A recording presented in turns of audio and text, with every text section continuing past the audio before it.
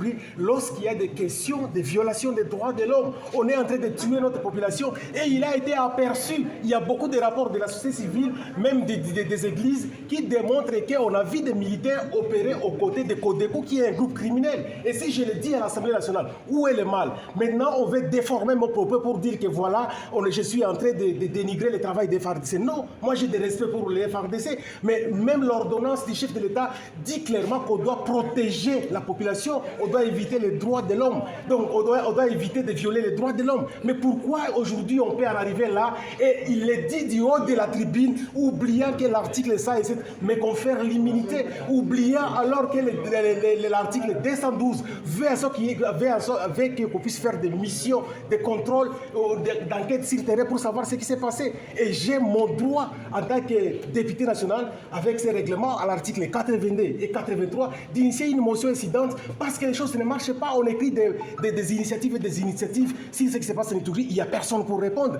Vous écrivez au gouvernement, c'est le silence absolu. Ici, on fuit toutes les questions. Alors, finalement, on veut que nous puissions mourir pour venir nous enterrer. Non, on dit non, on ne va pas être... On est vraiment déçus. Si c'est comme ça qu'on va diriger cette assemblée, après Kamere, si jamais on ne veut plus de l'opposition, qu'on le dise, comme ça, nous, on va claquer la porte. Est-ce que vous reprochez...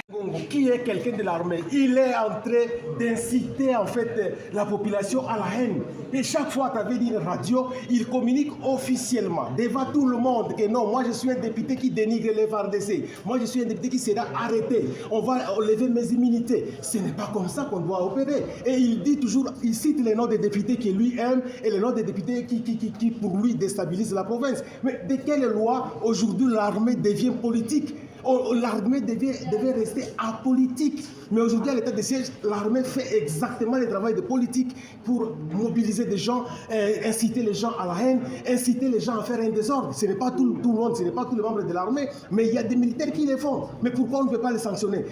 Si ce sont des questions sensibles, j'écris tous les documents, que ce soit au gouvernement, que ce soit au niveau des bureaux de l'Assemblée nationale, il n'y a pas de réponse. Même en justice, j'ai dénoncé, j'ai déposé même une plainte, il n'y a pas de suite. J'ai déposé une plainte contre Gilles Ngongo l'année passée, contre le gouverneur militaire ici Kinshasa l'année passée, il n'y a pas de suite. Mais on est dans quel monde finalement si on doit travailler dans l'anarchie comme ça? L'Assemblée nationale... C'est ce que je suis en train de dire, on ne nous protège plus. Et lorsque le président de l'Assemblée nationale, qui est censé rester neutre dans les débats, prend position pour protéger un officier subalterne qui est en train d'humilier la République, qui est en train de crier sur les élites, qui sont, tenez-vous bien, de la deuxième institution du pays, qui deviennent des officiers qui deviennent politiques pour vilipender les gens, pour s'aimer la haine, vendre les gens. Non, on ne peut pas accepter des choses comme ça. Un message à la population.